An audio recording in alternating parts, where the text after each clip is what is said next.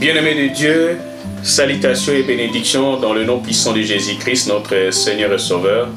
Nous sommes reconnaissants à notre Dieu pour la grâce qu'il nous fait jour après jour pour communiquer à son peuple la grandeur de la parole de Dieu. Et à chaque fois que nous l'appliquons littéralement, nous savons que Dieu est au contrôle parce que sa parole est un marteau qui brise même le cœur endurci. Et nous voici à notre deuxième sous-thème. Nous avons commencé par l'introduction de ces grands thèmes, la prière de la foi. Et nous avons vu l'introduction et nous avons vu le premier sous-thème qui a été la prière de la foi. C'est la prière du cœur que nous avons subdivisé en deux parties. Et nous voici à notre deuxième sous-thème aujourd'hui. La prière de la foi, c'est prier en pardonnant. La prière de la foi, c'est prier en pardonnant. Beaucoup de gens aiment prier. J'insiste là-dessus. Vous voulez prier. Vous avez des grâces. Vous pouvez prier autant d'heures. Toutes sortes de prières. Vous êtes capable de le faire. Mais vous avez des problèmes avec les gens. Vous avez des problèmes que vous ne pardonnez jamais. Des personnes que vous ne pardonnez jamais. Que vous ne supportez jamais. Et comment est-ce que vos prières peuvent être exaucées? Parce que ce sont des obstacles. Et pourtant, Dieu veut que nous puissions prier. Nous ne décourageons pas aux gens de prier. Prier, c'est bien. Prier sans cesse.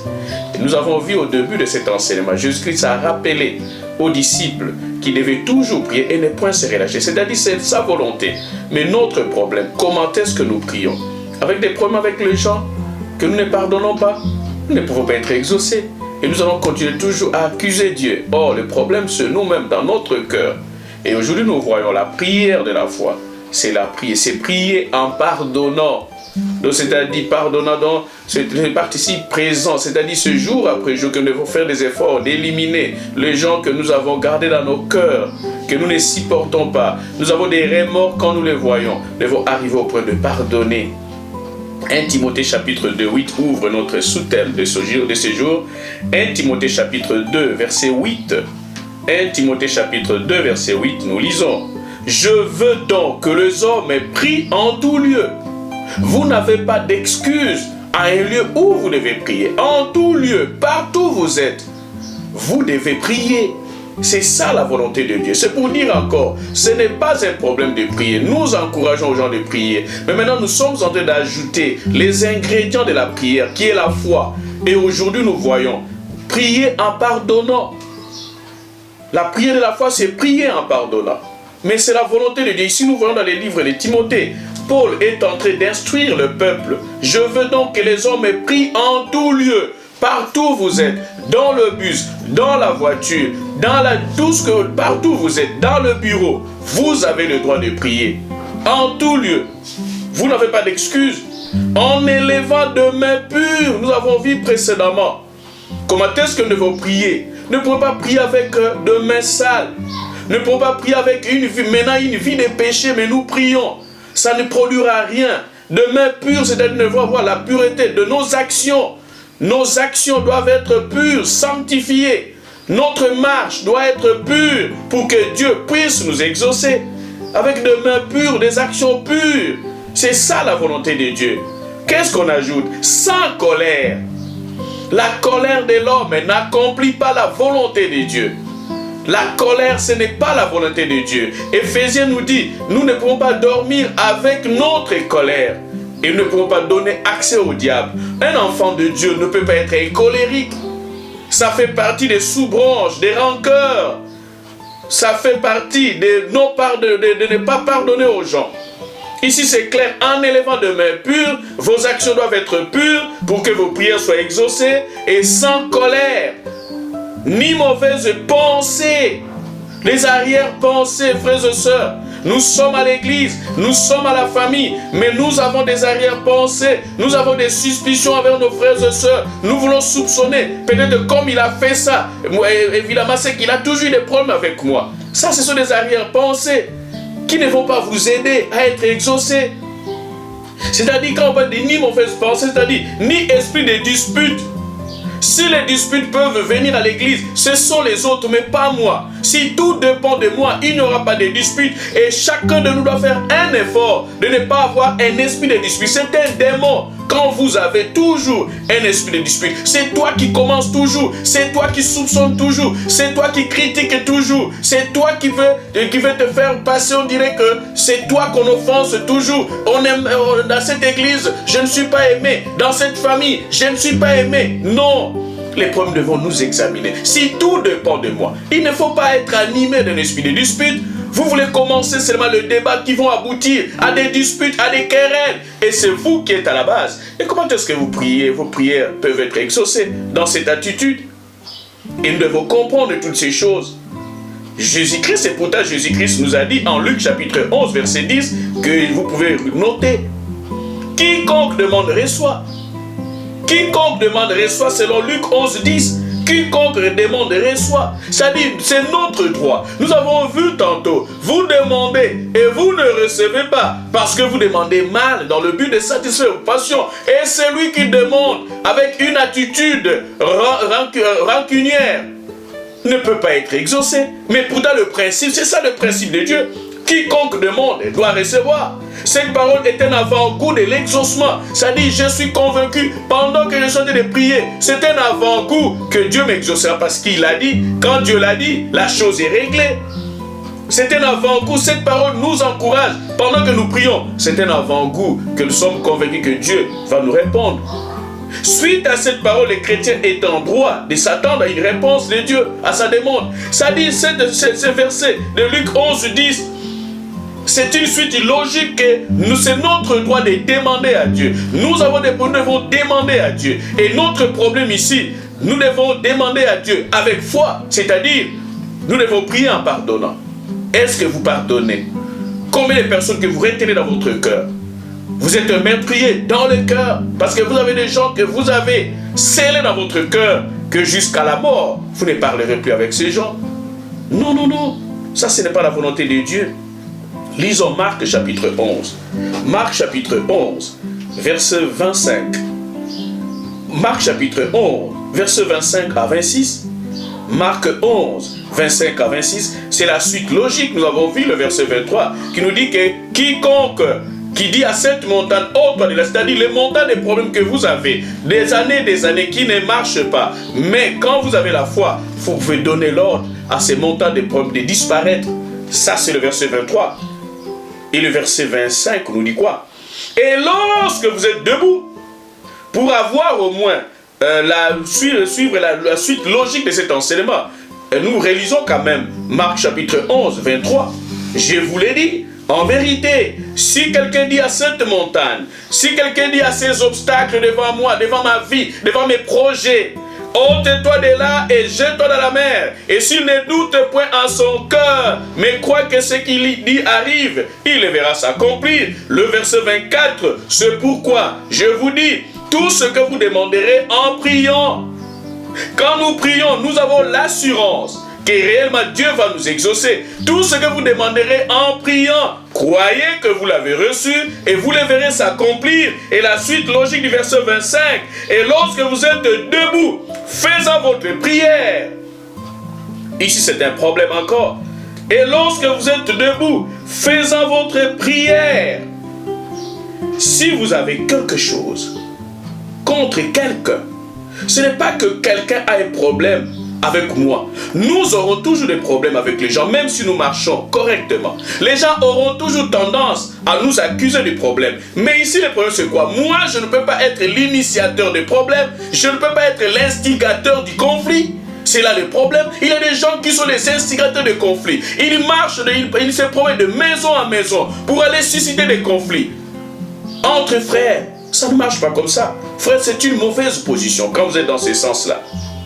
Mais ici, on nous dit quoi? Et lorsque vous êtes debout, faisant votre prière, si vous avez quelque chose contre quelqu'un, quiconque, ça peut être votre frère en Christ, votre soeur en Christ, votre père, votre mère, votre enfant, votre grand-parent, tout ce que vous voulez, quelqu'un qui ne prie pas, quelqu'un du quartier, quelqu'un qui travaille avec vous dans le même bureau, quelqu'un qui étudie avec vous, quelqu'un, c'est-à-dire quiconque, n'importe qui, païen ou croyant, n'importe qui, si vous avez des problèmes avec quelqu'un, pardonnez.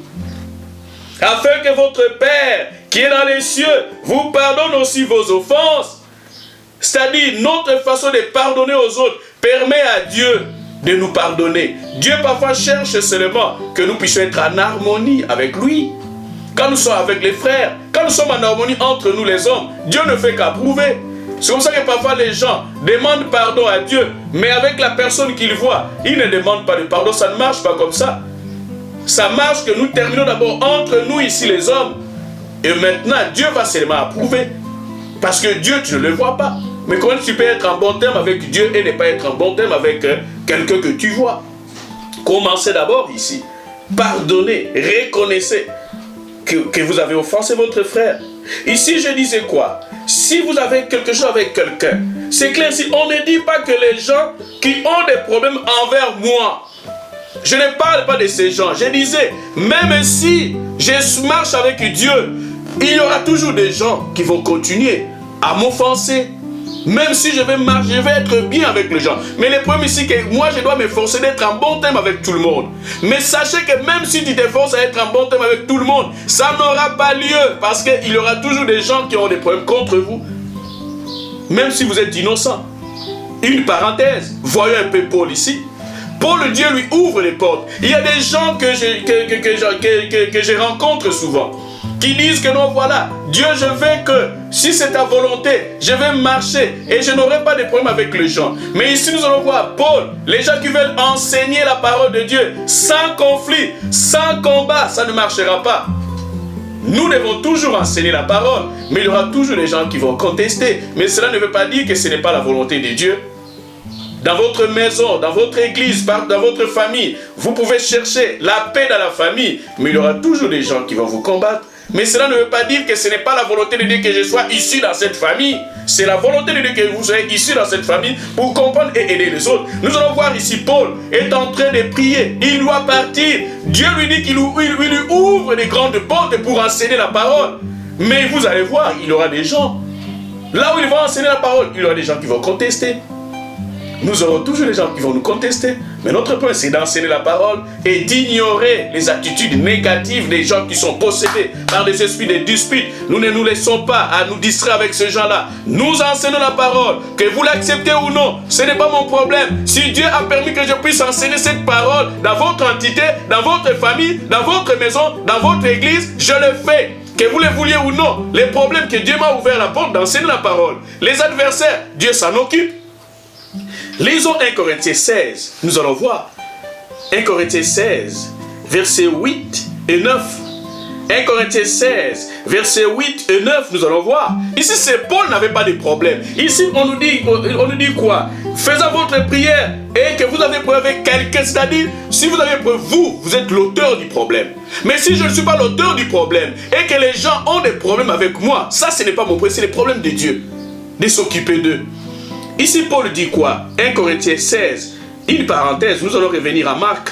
1 Corinthiens 16, versets 8 à 9. Je resterai néanmoins à Éphèse jusqu'à la Pentecôte, verset 9, car une porte est grande et d'un accès efficace m'est ouverte.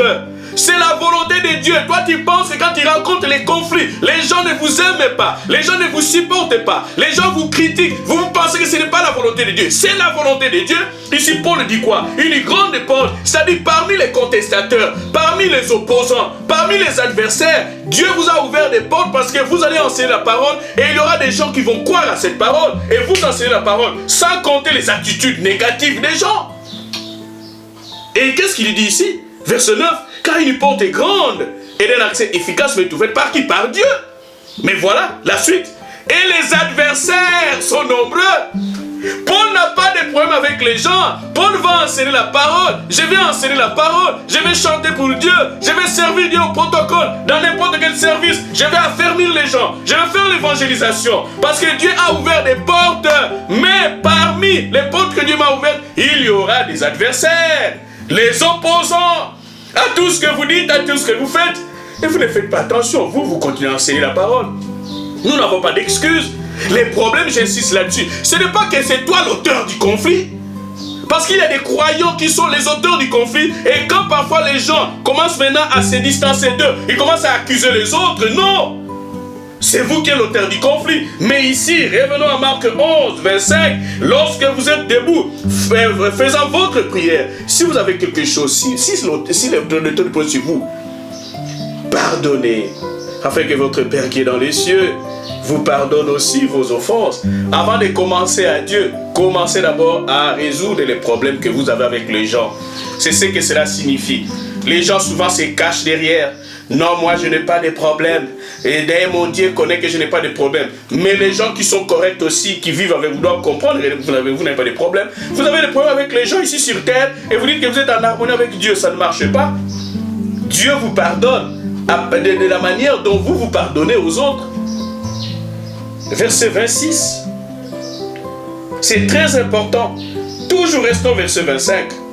Et lorsque vous êtes debout, faisant votre prière. Lorsque vous êtes debout, faisant votre prière. Ici, nous allons voir un peu. Est-ce que la position de la prière est exigée? Certains aiment prier debout. Certains aiment prier debout. Nous voyons ici, Dieu ne manque pas de les bénir aussi. Ce n'est pas la position chez Dieu, ce n'est pas le problème de Dieu. Ça ne marche pas comme ça. Certains aiment prier Dieu debout, et Dieu ne manque pas de les bénir aussi. Ce n'est pas l'attitude physique qui compte de plus, ce n'est pas l'attitude qui compte. Parce que je me suis mis debout quand je priais et Dieu était content de m'exaucer. Parce que j'étais vraiment en position de dormir et Dieu m'a exaucé. Parce que je me suis agenouillé, Dieu m'a exaucé. Ici, retenez que, ici on nous dit, et lorsque vous êtes debout faisant votre prière. J'ai dit, certains aiment prier Dieu debout. Ce n'est pas l'attitude physique qui compte, la position qui compte, non. C'est surtout l'attention et donner à son sauveur. L'attention donnée à son sauveur, c'est ça qui compte. Je peux prier Dieu en dormant. Mais Dieu est là, il peut m'exaucer. Ça dépend de mon attitude. Ça dépend de tout l'attitude de mon cœur et non l'attitude physique. Mais cela n'exclut pas que je puisse prier Dieu. Bas-ventre, c'est la volonté de Dieu. Prier Dieu en s'agenouillant, c'est la volonté de Dieu. Prier Dieu en se couchant, c'est la volonté de Dieu. Je peux le faire, mais mon problème, est-ce que pendant que je suis en train de prier Dieu tout en couchant, est-ce que mon cœur est avec Dieu? Est-ce que c'est en rapport avec la volonté de Dieu? Je peux m'agenouiller, mais est-ce que Dieu est avec moi? C'est le cœur surtout qui compte. Et Dieu nous bénit. Ici je disais, c'est surtout l'attention donnée à son sauveur pendant que tu pries, debout, à genoux, assis ou même couché. Mais c'est l'attitude du cœur qui compte. Quand l'attitude du cœur est ensemble avec l'attitude physique, ça marche. Je peux prier Dieu en couchant pour manifester ma désolation, ma détresse. C'est la volonté de Dieu. Je peux prier Dieu en m'agenouillant pour manifester mon humilité envers ce Dieu-là. Et tout ce que vous voulez. Notre Seigneur Jésus-Christ insistait sur le devoir permanent du croyant d'adopter une attitude de pardon. Dieu insiste, Jésus-Christ insiste surtout sur l'attitude du pardon. L'attitude physique, c'est bien, mais l'attitude du pardon. Je peux être debout, je peux me coucher, je peux m'asseoir, je peux m'agenouiller, mais quand j'ai un cœur non pardonnant, mes prières ne sont pas exaucées. L'exaucement d'une prière exige le pardon autant que la foi. Autant que la foi, ça exige le pardon. Et c'est comme ça qu'on disait, nous prions bien avec la foi, mais est-ce que nous pardonnons? Il ne faut surtout pas rentrer dans cette polémique qui veut que les chrétiens soient à genoux. Il y a des gens qui viennent, non mais comment toi tu priais? Il fallait te mettre à genoux, toi tu pries devant les dieux des cieux, tu te mets debout, est-ce que tu as la même position que Dieu? Toi tu pries avec Dieu tout ce que toi tu as fait de mal. Il fallait au moins une prière, tu devais te coucher pour que Dieu puisse t'entendre. Toutes ces polémiques-là ne font que décourager les croyants qui veulent réellement prier. Il ne faut pas surtout entrer dans ces polémiques-là, qui veut que les chrétiens soient à genoux, assis, debout pour prier, coucher. Car une nouvelle fois, ce qui compte, c'est l'attitude du cœur pendant que nous prions. De celui qui cherche Dieu dans la prière et non l'attitude physique. L'attitude du cœur qui compte. Je suis en train de prier Dieu en couchant et mon cœur est avec Dieu. Et Dieu m'exauce parce qu'il voit réellement ma désolation. Je peux prier Dieu en m'agenouillant, mon humilité. Mon humilité, ce n'est pas que les gens puissent me voir, que je me suis couché pour prier, je me suis agenouillé pour prier, je me suis mis debout pour prier. Et parfois, on va vous traiter que toi, tu pries Dieu et puis tu es assis. Ce n'est pas la position qui compte. Je peux m'asseoir, mais être correct avec Dieu, Dieu va m'exaucer. Vous n'allez pas exiger à une maman de 80 ans, 90 ans, de se mettre debout pour prier pendant des heures. Ça ne marche pas. Pour s'agenouiller, ça ne marche pas. Mais le problème, son cœur est beaucoup plus près de Dieu. Et Dieu va l'exaucer. Entrer dans cette discussion, il faut prier Dieu debout, s'agenouiller. C'est faire le jeu du malin, du diable, qui ne veut pas que les chrétiens prient. Parce que quand je prie, tout en m'asseyant, et que quelqu'un vient me reprocher, ça risque de me décourager de ne plus prier. Ah, moi j'ai pensé que Dieu va m'exaucer. Non, ça c'est jouer les jeux de l'adversaire. Mais nous prions, nous savons que nous avons plusieurs. Nous avons vu à Timothée, en tout lieu nous devons prier. Il y a des endroits parfois où nous sommes, où nous ne pouvons pas nous asseoir et les conditions ne peuvent pas nous permettre de prier tel que nous pouvons le faire. Mais nous pouvons prier en n'importe quelle attitude. La prière peut se faire en fermant les yeux ou les yeux ouverts. En tout lieu, c'est-à-dire je peux prier en tout lieu, selon les circonstances qui me sont présentées. Mais je peux prier Dieu en fermant les yeux, il va m'écouter. Je peux prier Dieu en ouvrant les yeux, Dieu va m'écouter, mais je vais donner des précisions. En fermant les yeux, pourquoi nous avons l'avantage de fermer les yeux, de prier en fermant les yeux? Nous pouvons être plus attentifs à notre prière, c'est-à-dire je suis loin des distractions. Il y a quelque chose qui peut se passer à mes yeux, mais quand je ferme les yeux, je ne vois rien, je suis concentré dans ma prière. Voilà l'avantage de fermer les yeux pendant la prière, c'est d'éviter les distractions. Ainsi, éviter le piège de regarder autour de soi. Quand je ferme les yeux, tout ce qui se passe à mes côtés, je ne vois pas. C'est ça l'avantage de prier Dieu en fermant les yeux. Et c'est comme ça que nous préférons au moins fermer les yeux pendant que nous prions. Les chrétiens qui prient les yeux fermés se placent dans une attitude de repos. C'est-à-dire qu'il n'a plus une influence extérieure. Il n'est concentré que sur Dieu et sa parole et sa prière en question. Et parfois ça nous aide aussi. Là c'est une expérience personnelle. Je ne dis pas que mon expérience est votre expérience. Dieu peut vous utiliser de n'importe quelle manière. Mais souvent en fermant les yeux, mes yeux spirituels peuvent s'ouvrir pour voir ce qui se passe. Quand je ferme mes yeux physiques, et Dieu peut développer en moi mes yeux spirituels. Mais ça n'a rien à voir, parce que nous avons vu des prophètes aveugles.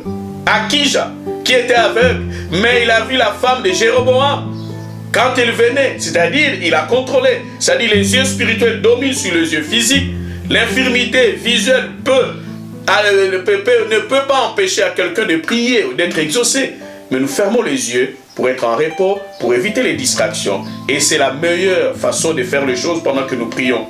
Les chrétiens qui prient les yeux fermés se placent dans une attitude de repos. Fermer les yeux équivaut à se mettre à l'écart du monde. C'est-à-dire, je ne vois plus autre chose. Mais vous priez, on est en train de prier. Je vois souvent les croyants, même dans des communions, on est en train de prier. Lui, il ouvre les yeux. Et parfois, quand il y a une distraction, et vous allez voir que vous êtes distrait et vous ne pouvez être exaucé. Parce qu'il y a un incident qui s'est produit et vous étiez là, et parfois vous criez. Mais quand vous fermez les yeux et Dieu vous protège, c'est Dieu qui vous protège. Équivaut à l'écart du monde et sa turbulence pour se placer dans une attitude de repos pour rencontrer Dieu. Quand vous fermez les yeux, vos yeux spirituels se développent davantage pour ceux qui peuvent au moins avoir cette expérience comme moi. Mais il est possible de prier aussi les yeux ouverts. Quand est-ce que nous pouvons prier les yeux ouverts? En effet, je me vois mal dans une voiture en train de conduire.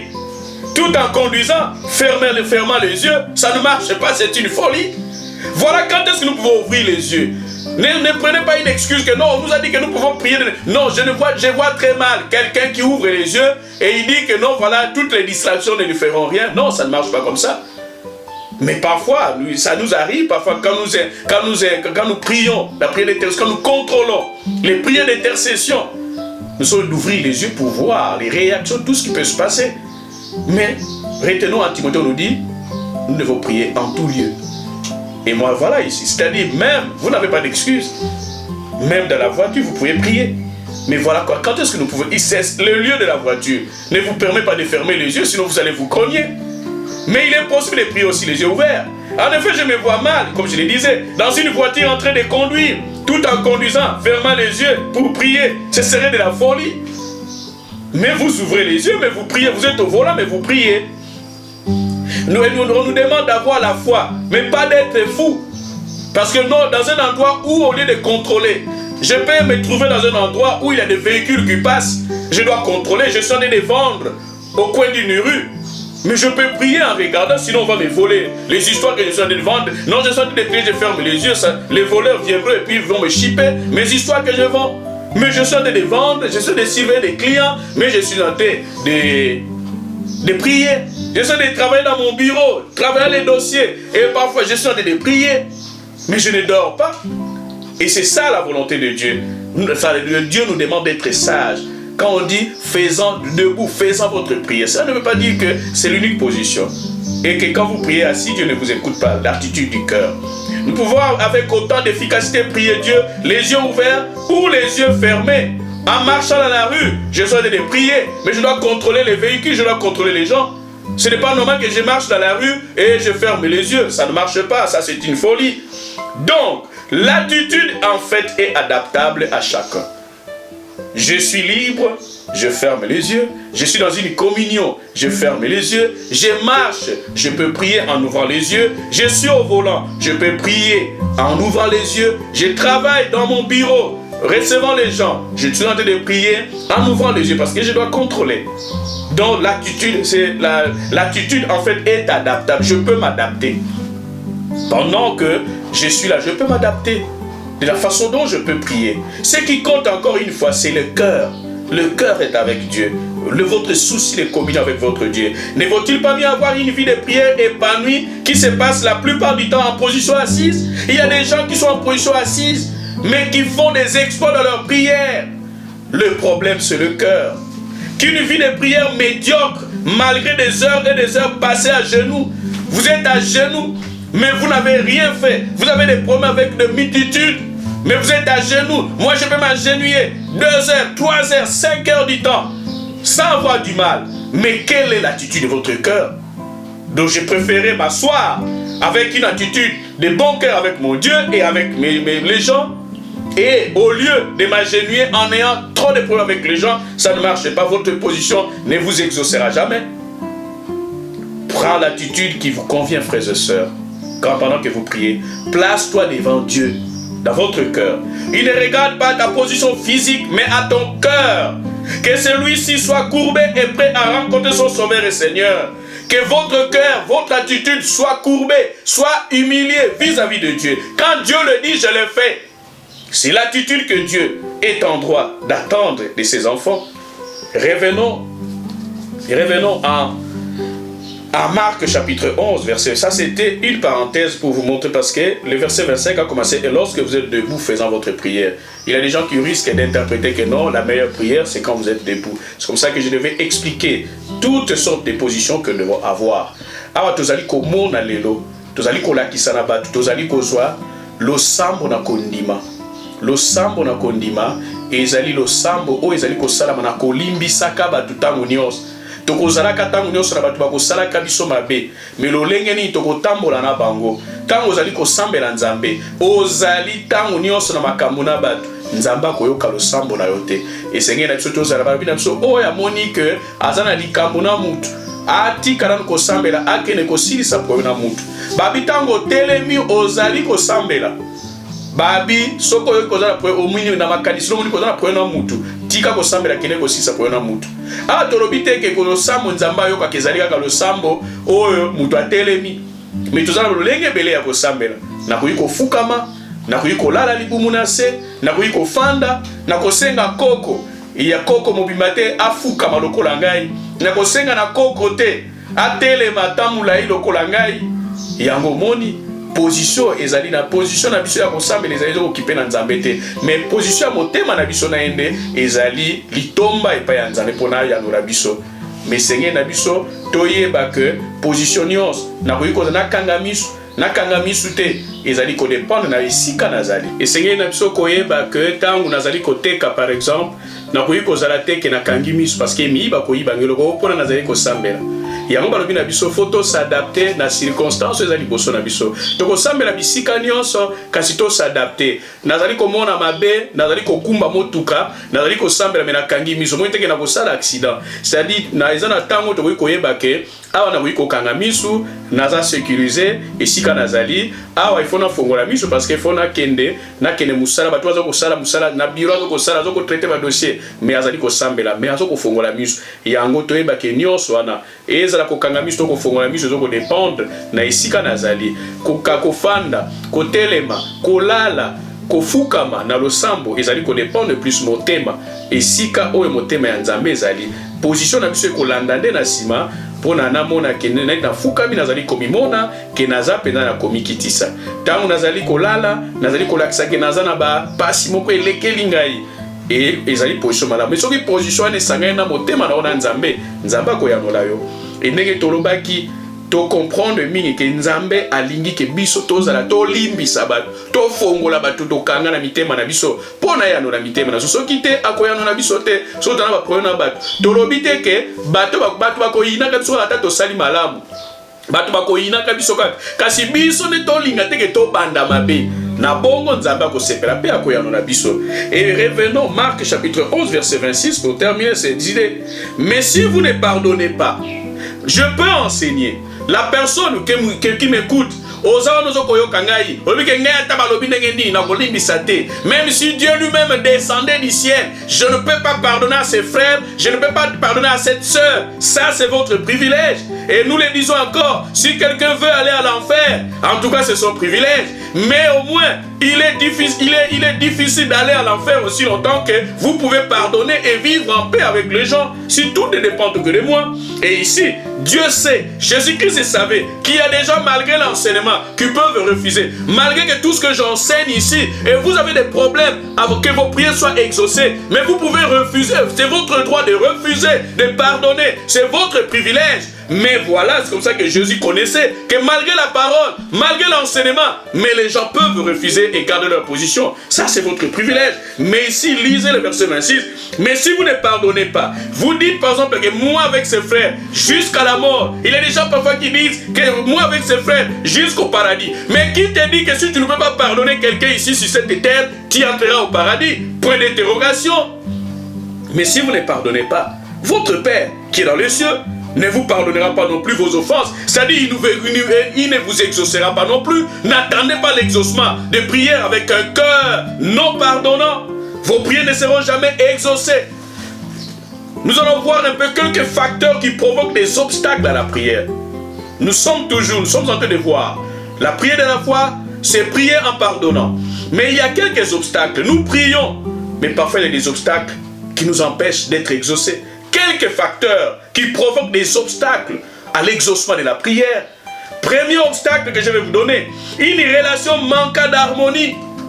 Vous êtes mariés, mais vous n'avez pas d'harmonie. Le mari et la femme, vous n'êtes pas en harmonie. Vos prières ne seront jamais exaucées. Il n'y a pas d'harmonie entre le mari et la femme. Les conflits entre le mari et la femme font obstacle à l'exaucement de la prière. Vous êtes bon avec les gens du dehors, les épouses des autres.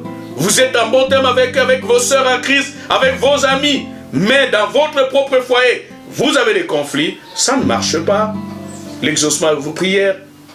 Lisez, notez 1 Pierre chapitre 3 verset 7. Je vais lire pour vous 1 Pierre chapitre 3 verset 7. Qu'est-ce que la parole nous dit? Marie, montrez à votre tour de la sagesse dans vos rapports avec vos femmes, comme avec un sexe plus faible. Honorez-le. Toi, tu ne fais que louer les femmes des gens, mais toi-même, ta femme, tu la négliges. Toi-même, ton mari, tu ne les considères même pas. Honore-le, comme devant aussi hériter avec vous de la grâce de la vie. Qu'il en soit ainsi, afin que rien ne vienne faire obstacle à vos prières. Vos prières ne seront jamais exaucées quand vous êtes toujours en désaccord, des divergences, des conflits avec vos épouses, avec vos maris. Voilà tout intérêt. Et ça peut être un obstacle que vous pouvez négliger. Là, ici, je m'adresse aux mariés. Ça ne peut pas marcher. Vos prières ne seront jamais exaucées quand vous n'êtes pas en harmonie. Ça, c'est quelques obstacles que j'ai retenus. Une relation manquant d'harmonie Dieu ne peut pas vous exaucer avec vos projets de mariage. Même les fiancés, Quand vous êtes toujours en désaccord, rien ne va marcher. Et deuxième obstacle, le besoin de satisfaire son moi, en moi, l'égoïsme. C'est-à-dire vous pensez seulement à vous-même. Vous pensez seulement à vous-même. Donc vous demandez à Dieu parce que vous voulez satisfaire votre ego. Je dois prouver aux gens que voilà, moi aussi je suis une personne, je suis une femme, je suis un homme d'affaires, je suis ceci, je suis cela. J'ai étudié aussi plus que les autres. Vous voulez prouver aux gens. Non, ça ne marche. Ça, c'est votre ego. Vous voulez satisfaire votre ego. Et c'est ce que nous avons vu. Jacques 4,3, nous avons vu dans le passé. Vous demandez, vous ne recevez pas. Parce que vous demandez pas dans le but de satisfaire vos passions. Ce ne sont pas des besoins pour vous, mais vous voulez prouver aux gens que vous aussi vous êtes un grand croyant. Vous êtes un grand économiste. Vous êtes un grand juriste. Moi aussi je fais ça. Non, ça ne marche pas comme ça. Là, vous voulez seulement prouver votre ego, l'égoïsme. Vous voulez seulement tout pour vous. Et un autre obstacle que j'ai sélectionné, un esprit non pardonnant, un rancunier, entrave aussi la prière. Vous priez Dieu. Je vois souvent les gens, beaucoup de gens, prient beaucoup. Ils ont cette grâce-là de prier parfois des heures et des heures. Mais remplis de haine dans leur cœur, ça ne marche pas. Remplis d'amertume, d'inimitié, d'animosité, de calomnie, de médisance envers les autres. Ça ne marche pas. Et l'esprit non pardonnant vous empêche d'être exaucé dans votre prière. Nous lisons Matthieu chapitre 5, verset 22. Matthieu 5, verset 22 à 25. Matthieu 5, verset 22 à 25. Nous lisons. Verset 22. Mais moi, c'est-à-dire Jésus-Christ allait toujours dans la logique spirituelle. C'est-à-dire le monde nous offre quelques logiques. Mais Dieu, Jésus-Christ veut que nous puissions être au-dessus du monde.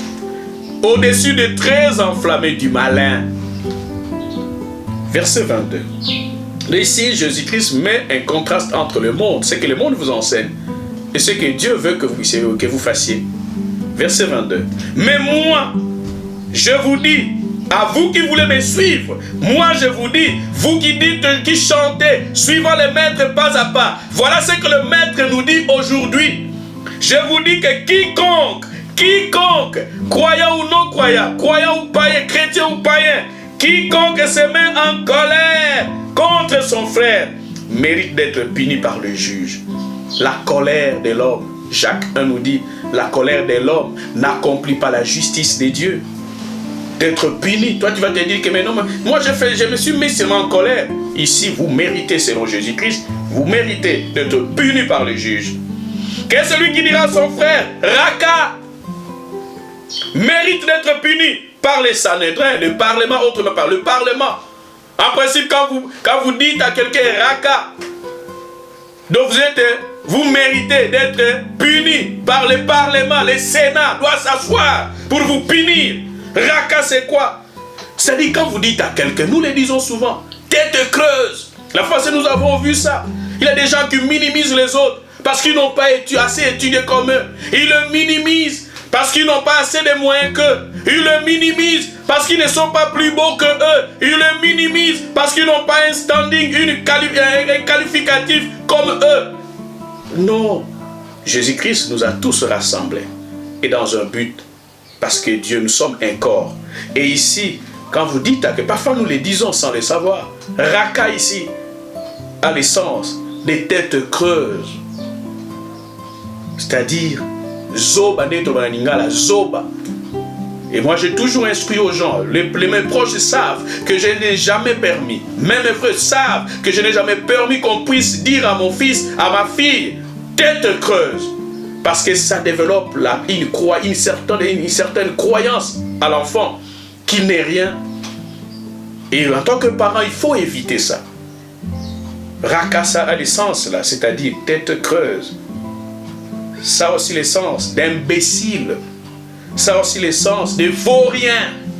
Ça a aussi l'essence de sot. Pas les seaux qu'on utilise pour puiser de l'eau. Sot, c'est-à-dire tête creuse toujours. Profond mépris, ça dit je ne considère pas. Quelqu'un même parfois, bon, actuellement nous sommes épargnés parce qu'on ne peut pas saluer les gens, mais quelqu'un qui s'approche pour vous, mais parfois vous passez. Donc c'est-à-dire vous trouvez la personne profond mépris et parfois aux yeux aussi de tout le monde. Ah, il allait les saluer et vous vous moquez de la personne. Et vous priez Dieu. Non. C'est ça l'essence des rakas. Ça dit tête creuse, tonneau vide, imbécile, vaurien, sot, un profond mépris. Vous regardez quelqu'un avec dédain parce qu'il n'a pas le même niveau que vous. Ça, ce n'est pas la volonté de Dieu. Et vous allez prier. Vous revenez de l'église avec de telles attitudes. Mais Dieu ne peut pas vous exaucer. Quelqu'un qui vous salue même par la bouche. Bonjour, vous ne pouvez vous passer. Mais vous êtes dans l'église. Vous venez de l'église. Non, vous venez à l'église. Ça ne marche pas, frères et sœurs. Ça, c'est la foutaise. Restez à la maison. Au lieu de venir embrouiller. Jésus-Christ ici suggéra que l'abus verbal. L'abus verbal, nous pouvons parler, nous pouvons trébucher, mais l'abus verbal, quand vous exagérez, quand vous parlez, il y a des gens qui sont comme ça. Ils ont de belles paroles, mais quand ils y parlent directement, ils tombent dans le péché parce qu'ils débordent dans leurs propos. Mais il faut être dans les limites. Je peux reprocher mon frère, restant dans les limites. Ici, Jésus-Christ suggéra que l'abus verbal a pour source le même motif coupable que la colère. C'est-à-dire quand je prononce des mauvaises paroles, quand j'abuse de mes paroles, de mes propos envers les gens, j'ai la même condamnation que celui qui est dans la colère, celui qui est dans la haine, l'amertume, les inimitiés, que ceux qui conduisent au meurtre. Je suis traité de la même manière. Ne pensez pas parce que je dis seulement à quelqu'un tonneau vide, il ne vaut rien. Je me suis moqué de lui parce qu'il n'a pas assez de titres que moi. Et vous pensez que Dieu va vous exaucer. Non, vous êtes traité au même... Jésus-Christ vous traite au même titre que le meurtrier. Le même titre que haineux. Les haineux. La loi réprime en réalité l'attitude du cœur, de sorte qu'une insulte est grossière et chargée de culpabilité.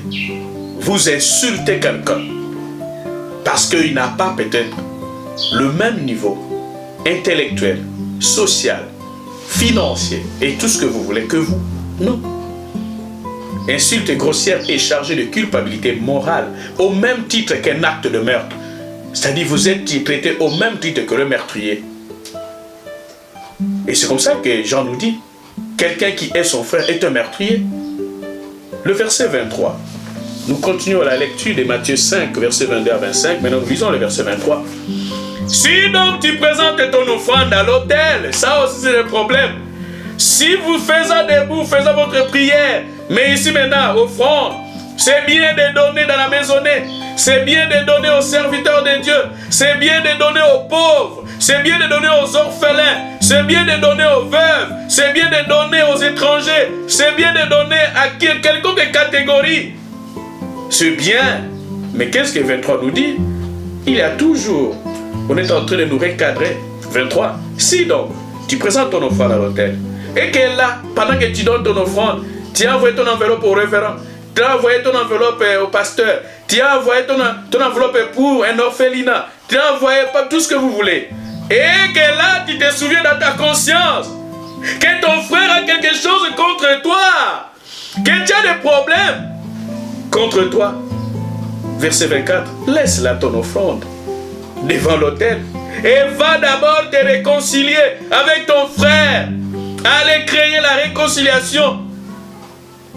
Je vais donner beaucoup plus de détails là-dessus avec ton frère parce qu'il est anormal d'aller se réconcilier avec quelqu'un qui allait vous empoisonner et que vous mangez encore ensemble. Mais je vais donner beaucoup plus de détails là-dessus. Terminons d'abord le verset. Laisse là ton offrande, verset 24, devant l'autel, et va d'abord te réconcilier avec ton frère, puis viens présenter ton offrande. Et 25, accorde-toi promptement, rapidement, avec ton adversaire, pendant que tu es en chemin avec lui, de peur qu'il ne te livre au juge, et que le juge ne te livre à l'officier de justice, et que tu ne sois mis en prison. Cessons ici, c'est dans le cadre du monde. Nous devons arriver à terminer les problèmes avec les gens. Faites un effort si tout dépend de moi. J'ai mené des actions de réconciliation, mais la personne maintient sa position. Mais moi, je n'ai pas de problème. J'ai fait cet effort et Dieu est juge, il le voit. Il est préférable de supporter un tort que de permettre une dispute entre frères. Je peux supporter une offense. La fois passée, nous avons vu, nous qui sommes forts, nous pouvons supporter les faiblesses de ceux qui ne le sont pas. Je peux supporter un tort si c'est pour garder la foi. Ne permettons pas que l'Église soit blasphémée à cause de notre comportement malsain. Ça, ce n'est pas bon. Verset Luc, nous lisons Luc chapitre 17. Luc chapitre 17, versets 3 à 6. Luc 17, verset 3 à 6. Nous lisons le verset 3. Prenez garde à vous-même. Ne soyez pas la personne qui provoque des conflits, des disputes. Prenez garde à vous-même. Prenez garde à votre façon de marcher. Prenez garde à votre façon de parler. Prenez garde à votre conscience, que votre conscience ne soit pas chargée des problèmes avec les gens. Si ton frère a péché, nous aurons toujours des gens qui peuvent pécher, qui peuvent nous offenser. Reprends-le. Et s'il ne se répand, pardonne-lui. Si ton frère a péché, parfois il y a des gens, il a un problème avec tel frère. Au lieu de reprendre son frère, il commence d'abord par chercher les autres personnes. Là, la procédure est fauchée. Mais quand tu m'as fait du tort, je viens, je t'ai dit que voilà frère, c'est que tu as fait ça, c'est que tu as fait ça. Et je ne t'ai pas béni. Et peut-être il peut t'expliquer, ah non, frère, c'est ce que vous avez... Non, ce n'était pas dans ce sens-là. Voilà ce que moi j'ai pensé. Et vous pouvez terminer les problèmes au lieu que quand il y a une troisième personne, avant que vous puissiez répondre votre frère à deux, vous êtes déjà hors de la volonté de Dieu. Et vous êtes coupable. Et on nous dit quoi, 3? Prenez garde à vous-même. Si ton frère a péché, reprends-le. Reprends-le, c'est ton frère en Christ, c'est ta soeur, c'est ton collègue de service, c'est le membre de ta famille. Et s'il se répand, pardonne-lui. Il y a des gens qui peuvent se repentir. En tout cas, pardonne-moi. En tout cas, je ne le ferai plus. Pardonne-moi. C'était une erreur. Vraiment, en tout cas, pardonne-moi. Efface ça dans ton cœur. Alors, qu'est-ce que tu dois? Pardonne-lui. Mais quelqu'un a dit que non, voilà, pardonne-moi, je ne savais pas. Mais toi qui continues toujours à rappeler, tu as écrit même dans un agenda, ses frères, cette soeur, en tout cas jusqu'à la mort. Mais ça ne marche pas. Et vous priez Dieu. Vous êtes venus aussi à la prière d'intercéder. Nous sommes venus aujourd'hui intercéder. Mais quelle est la prière que Dieu va écouter? Un chrétien doit agir avec droiture et franchise envers un frère ou une sœur qui commet un péché, qui commet une erreur, qui commet une faute. Nous ne pouvons être des juges des autres. Verset 4 de Luc 17. Et s'il a péché contre toi 7 fois dans un jour, et que 7 fois il revienne à toi, disant je me répands, tu lui pardonneras. Ah là, il faut avoir l'Esprit de Dieu. Il faut que le Saint-Esprit puisse intervenir. En un jour, tu m'as insulté 7 fois. Tu m'as critiqué 7 fois. Tu m'as regardé avec des dés 7 fois. Et 7 fois, quand il revient, il y a des gens qui sont comme ça. Il vient, pardonne-moi. Tu lui dis, non, pardonne-moi. On lui dit, c'est 7 fois. Ici, je lis les commentaires. C'est-à-dire, quel que soit le nombre de fois. Ils sont dit pas seulement 7 fois. Ça peut être 3 fois, 4 fois. Mais, c'est-à-dire, quel que soit le nombre de fois où le péché se répand, les chiffres 7, vous devez connaître pardonner. Les chiffres 7, ici, nous savons que c'est la perfection spirituelle. C'est la perfection spirituelle, c'est-à-dire vous devez arriver au point de pardonner, quels que soient les moments, quels que soient les... Même 10 fois, même 20 fois. Autant de fois qu'il viendra. Mais chiffre 7 a été seulement cité parce que c'est la signification biblique du chiffre 7, c'est la perfection spirituelle. C'est-à-dire vous êtes arrivé spirituellement au point de pardonner toutes les offenses. Et c'est ça qui fait la grandeur d'un homme selon Proverbe. Ce qui fait le charme d'un homme, c'est sa capacité à oublier les offenses. Toi, les offenses, des années, tu peux rappeler. Tu peux faire même tout un livre d'histoire de 100 pages de toutes les offenses. Non, tu n'as pas la grandeur. La grandeur de quelqu'un, c'est sa capacité à oublier les offenses. Et c'est ça la sagesse d'un homme. Sa capacité à oublier les offenses, c'est ça. Et vous ne pouvez l'avoir que par la perfection spirituelle. Les chiffres 7 ne constituent pas une limite à ne pas dépasser. Ça dit quand il vient maintenant, la 8e fois, tu dis que non, cette fois ça suffit, non. On veut tout simplement dire que c'est la perfection spirituelle. Autant de fois qu'il viendra, 10 fois, 20 fois, autant de fois qu'il te fera du mal, il faut être disposé de pardonner. Bien au contraire, le Christ déclare que le pardon doit être accordé de manière illimitée. Les chiffres 7, Jésus-Christ voulait seulement nous enseigner que nous pouvons pardonner d'une façon illimitée. Les disciples se sentaient incapables de satisfaire aux exigences énormes. Lisons le verset 5. Et c'est comme ça que nous lisons les chiffres 7. C'est la perfection spirituelle. C'est-à-dire qu'il faut quelqu'un qui est spirituel. Quelqu'un qui a la sagesse de Dieu pour être capable de pardonner les offenses de cette manière. Et les disciples ont compris qu'ils ne feront pas cela. Ils sont incapables. Et qu'est-ce qu'ils ont dit au verset 5? Les apôtres dirent au Seigneur, après cette exhortation sur le pardon, les disciples se sont sentis frustrés. Les apôtres dirent au Seigneur, augmente-nous la foi. Augmente-nous la foi parce que c'est impossible. Il m'a offensé. Il m'a offensé.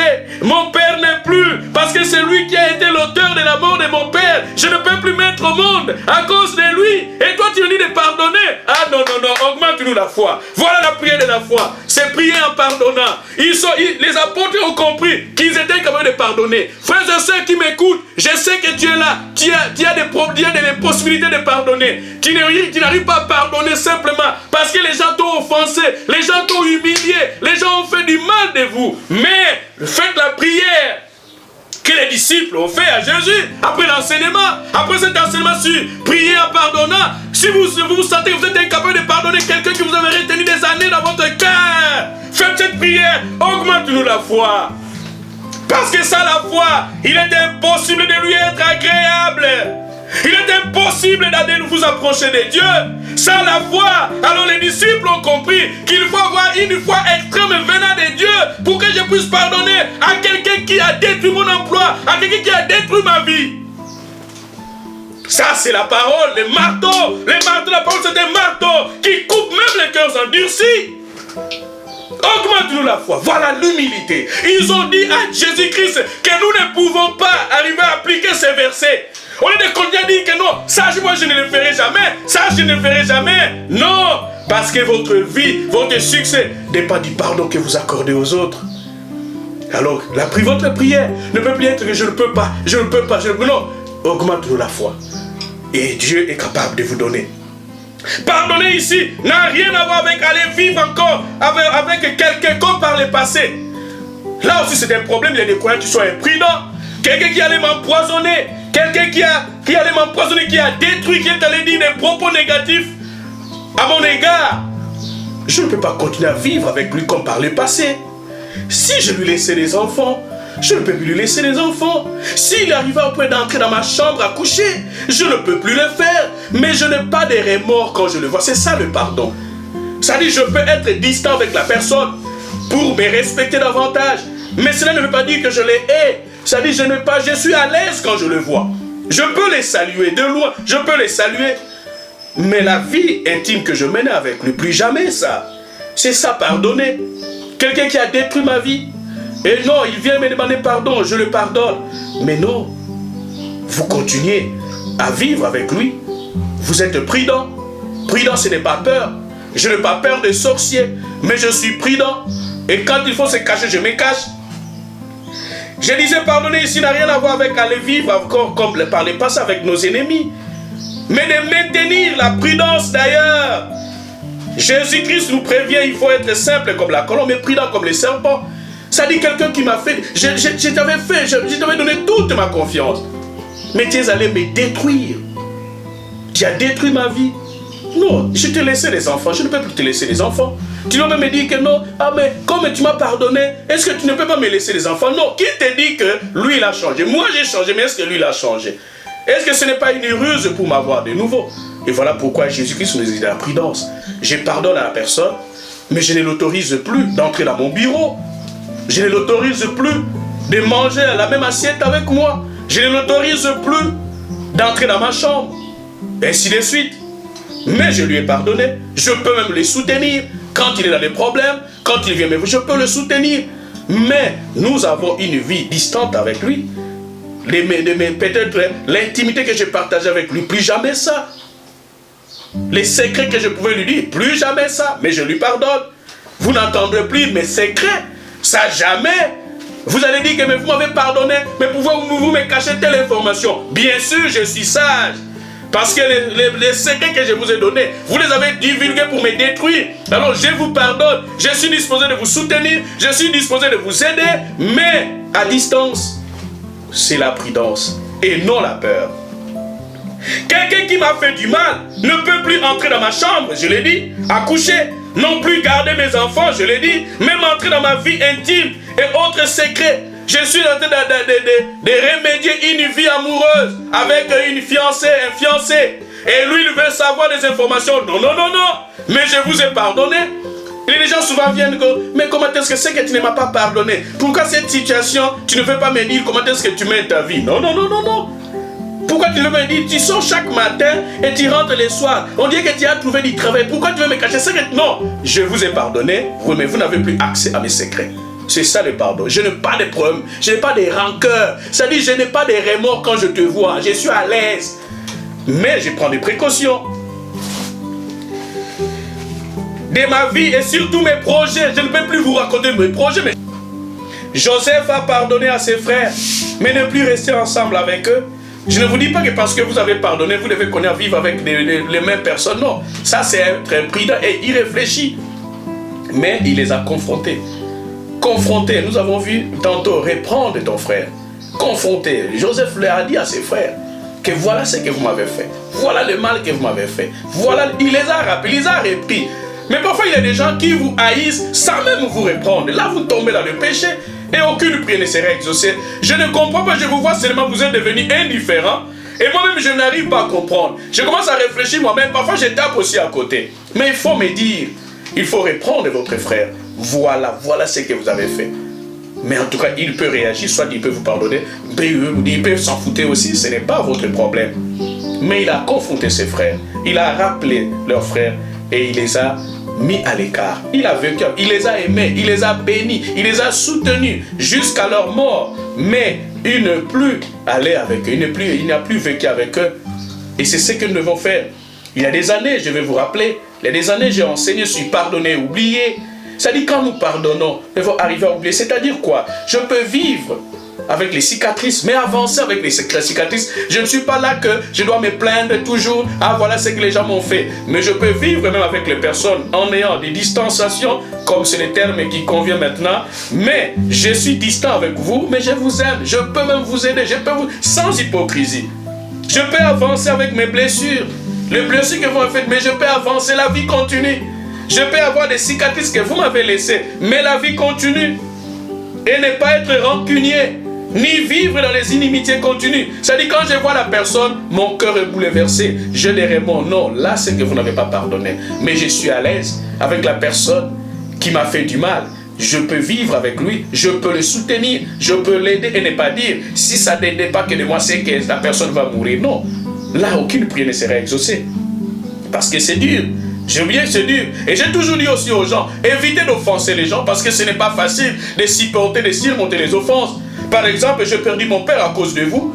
Et vous me dites seulement que non, voilà, toi aussi tu ne pardonnes pas. J'ai perdu mon emploi à cause de vous. J'ai perdu ma femme, mon mari, mon enfant. Facilement, vous me dites que pardonnez. Mais vous êtes obligé de comprendre, de le faire. Je suis obligé de le faire. Mais ne m'imposez pas. Ici, nous verrons les apôtres. Quand ils ont vu, ils ont dit que Seigneur, augmente-nous la foi. Parce que ce n'est pas facile. Vous êtes là à offenser les gens, après vous êtes tous à venir. Non, nous sommes obligés de pardonner, mais vous aussi qui offensez les gens, abusivement, inutilement, cessez de le faire.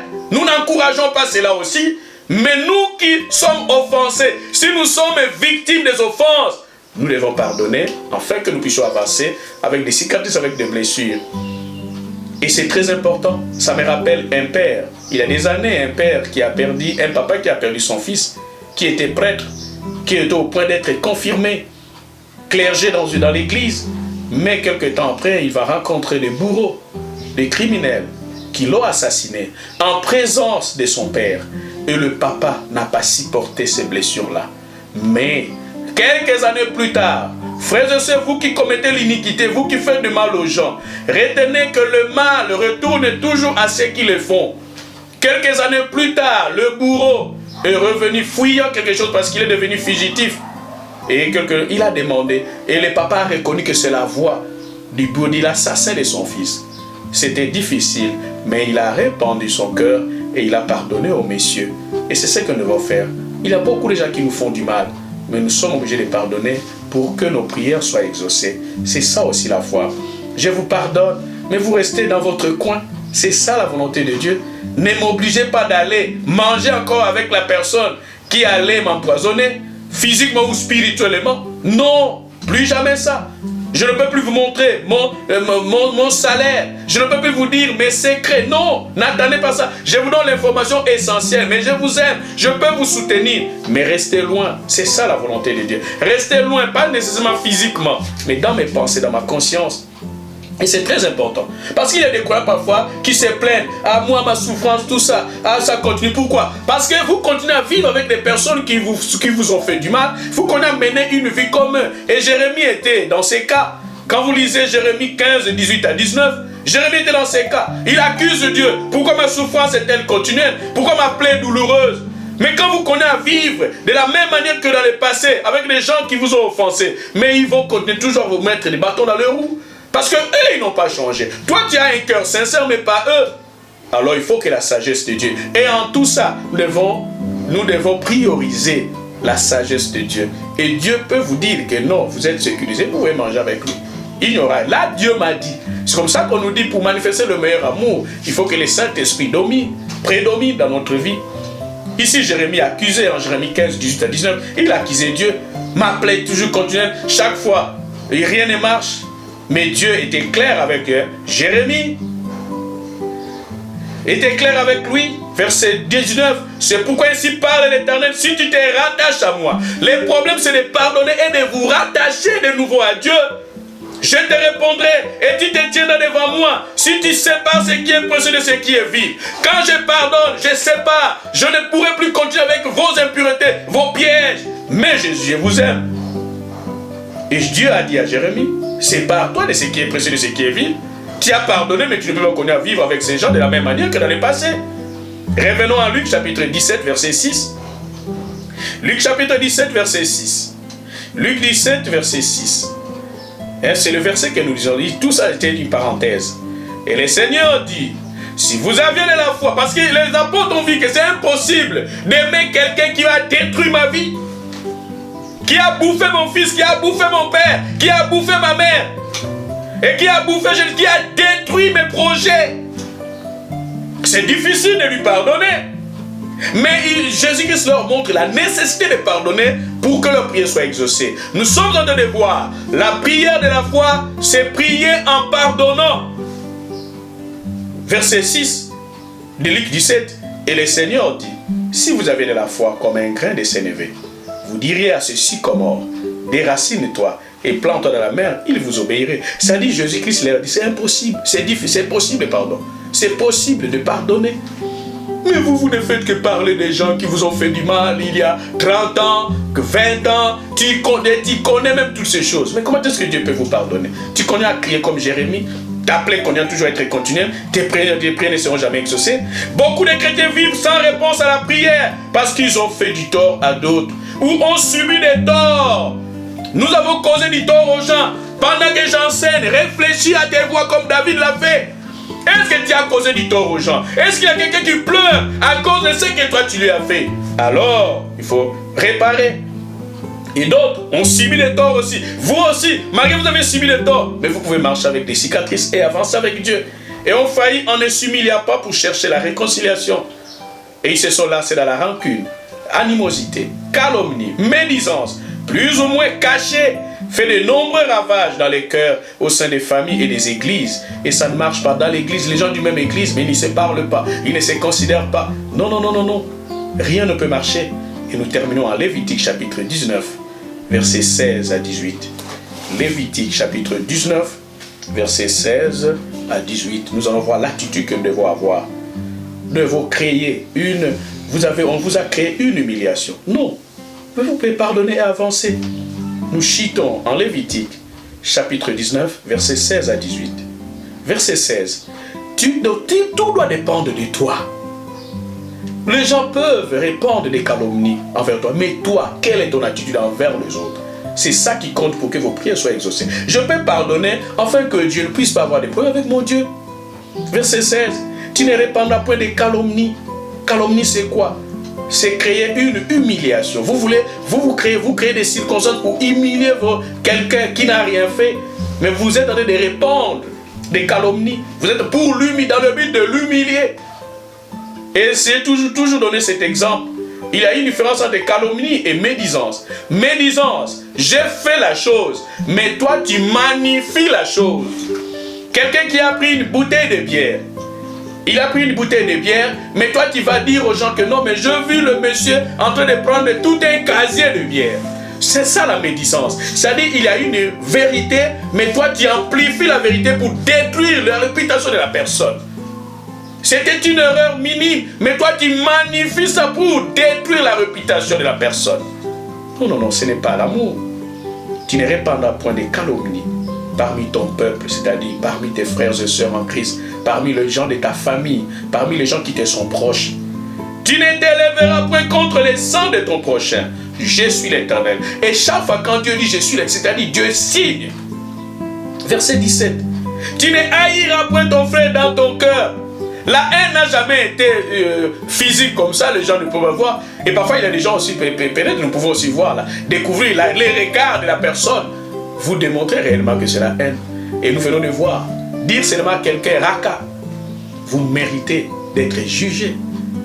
Et la haine, tu ne haïras point ton frère dans ton cœur. Tu auras soin de reprendre ton prochain. On insiste, reprenez. Toi, tu me haïs. Je ne comprends même, mais tu es indifférent. Moi-même, je n'arrive pas à comprendre pourquoi. Mais peut-être si tu me réponds, soit je peux reconnaître le tort que je vous ai causé, soit je peux vous dire qu'en tout cas, non, peut-être je ne reconnais pas ça. Ce n'était pas dans mes intentions. Et vous pouvez réparer la chose. Mais toi, tu continues à développer et le diable va vous aider. Mais tu ne te chargeras point d'un péché à cause de lui. Tu te charges de péché à cause d'une personne qui ne se rend même pas compte qu'il t'a causé du tort. Reprends-les, verset 18. Tu ne te vengeras point et tu ne garderas point des rancunes. Souvent, les croyants, nous sommes devenus rancuniers contre les enfants de ton peuple, c'est-à-dire les gens qui vivent avec vous, les gens qui prient avec vous, les gens qui travaillent avec vous, tout ce que vous voulez. Tu aimeras ton prochain comme toi-même. Je suis l'Éternel. Et ici, Jésus-Christ est allé loin. Ici, c'est dans l'Ancien Testament. Jésus s'est allé loin d'aimer mon prochain comme lui, Christ, a aimé. C'est-à-dire, je peux aimer la personne, que la personne ne me supporte ou pas. Moi, je peux l'aimer comme Christ nous a aimés. Christ n'a pas considéré nos fautes. Christ n'a pas considéré nos forfaits. Christ n'a pas considéré nos erreurs. Voilà ce qu'a été notre sous-thème. La prière de la foi, c'est prier en pardonnant. Frères et sœurs, pardonnez vos frères et sœurs. Abandonnez tout ce que vous gardez prisonnier dans votre cœur. Abandonnez tout ce que vous humiliez intentionnellement. Parce que peut-être ils n'ont pas telle ou telle position avec vous. Et c'est la seule façon. Peut-être votre délivrance peut parvenir de la personne que vous retenez dans votre cœur. Et Dieu peut vous délivrer. Dieu peut vous exaucer à travers toutes ces personnes. Voilà ce qu'a été notre enseignement. Nous vous aimons en Christ. Pardonnez afin que Dieu puisse vous pardonner et exaucer vos prières avec foi. Dieu éternel, je te rends grâce. Comme les apôtres l'ont demandé au Seigneur, nous aussi nous te demandons, augmente-nous la foi, afin que nous soyons capables de pardonner les gens qui nous ont causé du tort. Mais nous également, nous avons causé du tort aux gens, les gens qui pleurent, les gens qui subissent des malédictions, des gens éternels qui prient, qui crient à toi, éternel grand Dieu, à cause du mal, éternel grand Dieu, que les gens les ont fait. Mais au nom de Jésus-Christ, nous croyons, éternel grand Dieu, que nous aurons ces cœurs-là, afin que nous puissions déplacer les montagnes, que nous puissions déraciner les sycomores de nos problèmes, au nom de Jésus-Christ. Père éternel, touche le cœur des gens qui écouteront cette parole, brise les cœurs endurcis, brise, éternel, par le marteau de ta parole, au nom de Jésus-Christ, afin que, Père, tout soit pour la gloire de ton nom. Au nom de Jésus-Christ, travaille dans leur conscience. S'ils ne se rappellent pas, que leur conscience leur rappelle que réellement ils ont des problèmes avec les gens. Que leur conscience leur rappelle que les offrandes qu'ils donnent c'est bien, mais ils ont des problèmes avec les gens, ils doivent réparer, afin que toi, du haut des cieux, tu les pardonnes et que tu les exauces au nom de Jésus-Christ. Délivre-nous, éternel grand Dieu, de Covid-19, Père, éternel grand Dieu. Nous avons faim et soif de t'adorer, de te louer dans notre Église. Au nom de Jésus-Christ, de te glorifier, de t'honorer, de reconnaître ta grandeur dans toutes nos actions.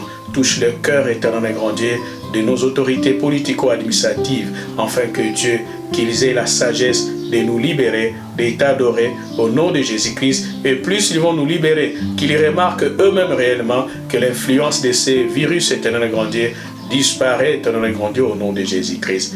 Merci, éternel grand Dieu, pour cette parole qui est, éternel grand Dieu, un burin de fer qui va briser le cœur endurci. En ce moment que je suis en train de prier, il y a un cœur qui prend une décision de ne pas abandonner, de ne pas pardonner, de continuer dans la rancœur, de connaître la colère, de connaître les animosités, dans les inimitiés. Mais Père, ta parole que j'ai enseignée ce matin, éternel grand Dieu, qui est le burin de fer, puisse briser cela, afin que ces gens soient exaucés, et en les exaucant, qu'ils puissent glorifier louer, toi l'unique et le seul vrai Dieu. Au nom de Jésus-Christ, couvre-nous de ton ombre.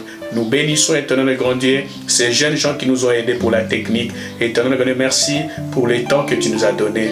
Délivre, éternel et grand Dieu, leurs cœurs endurcis. Au nom de Jésus-Christ, éternel et grand Dieu, augmente-nous la foi, afin que nous soyons capables de pardonner comme Christ a pardonné. Au nom de Jésus-Christ, notre Seigneur et Sauveur. Amen.